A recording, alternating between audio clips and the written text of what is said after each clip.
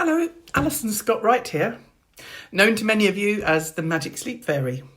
Now, there are a few people out there that think I talk a load of S-H-I-T. So I'm going to humour them today and literally I'm going to talk about it. Yep, let's talk about poo. Not yours, not mine, but your baby's nappy contents, your toddler's poo, and your child's stools and pooping habits.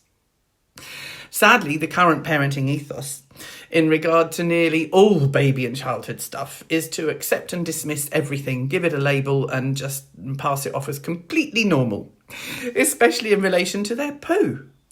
I mean, it now seems to be deemed totally acceptable for a baby to be pooing 10 or more times a day, or not poo at all, for 10 days or more.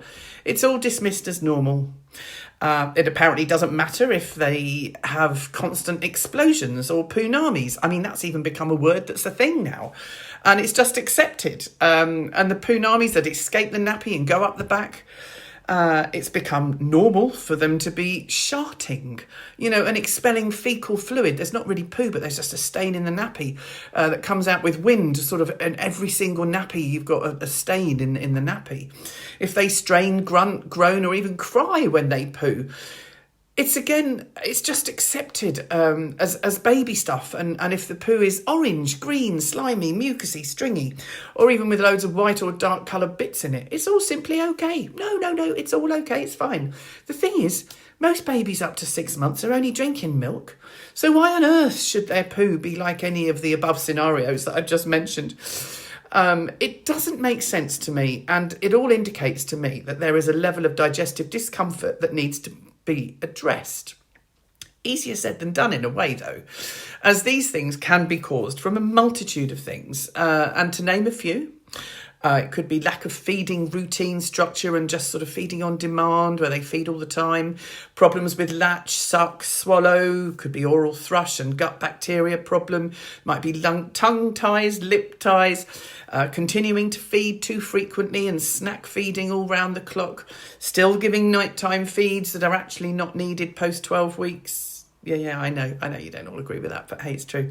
The viscosity of the milk and it being too thin, which exacerbates a reflux issue. The ingredients of the milk causing an irritation in the gut, which can cause discomfort, wind, and explosive poos. A baby with acid reflux may become anally retentive as they learn that the downward muscular action that pushes out a poo can cause an upward pressure in the gut and cause a reflux episode. So they learn not to do it.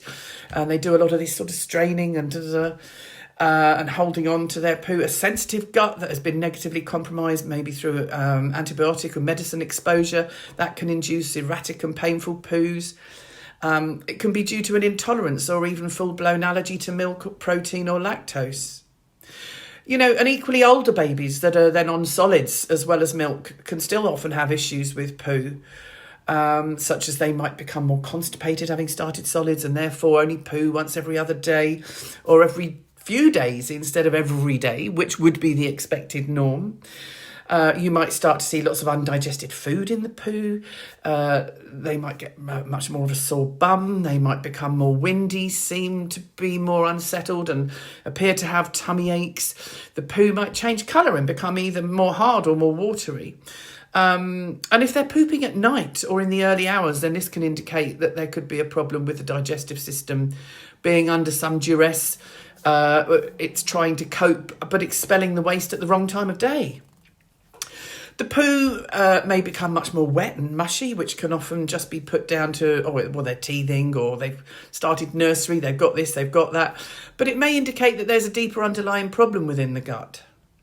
And then we go on to the toddlers, that can have really wet, mushy, yucky poos. And many parents are wondering, how on earth are we going to toilet train? How are we going to move from this to getting them to do a poo in the toilet because it's not a formed log, it's just this wet mush? Or maybe your toddler goes and hides in the corner or under a table to poo.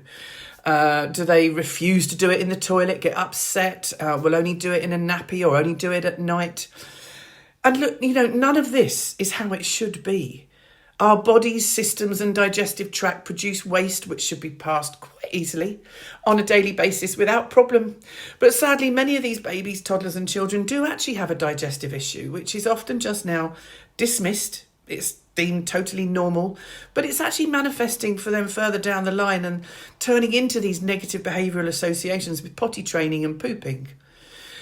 Increasingly, I'm hearing many more instances of people taking their toddlers and children to doctors that are having wet, loose, mushy, even diarrhea-like stools, but they're only told, get this, it's just toddler diarrhea, as if that's a thing. I mean, I can't believe that this is now being classed as a real condition.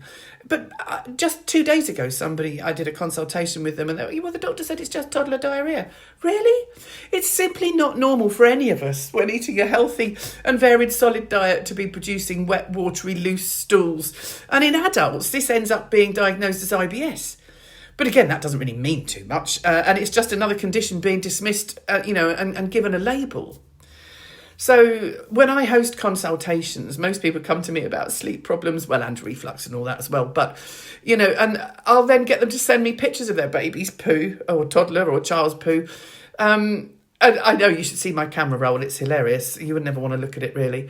But I've become a total expert, a poo expert in deciphering all these possible underlying causes of all the different poo, because this links so into sleep, because if your child isn't comfortable digestively, then they're not going to be able to sleep. So if any of the above resonates with you, then please do get in touch. Go to my website and fill in the online booking form if you'd like to enlist my help through an audio or a video consultation. And you know what? Let's get our babies and children's gut health back on track and help create a generation of healthy, happy poopers.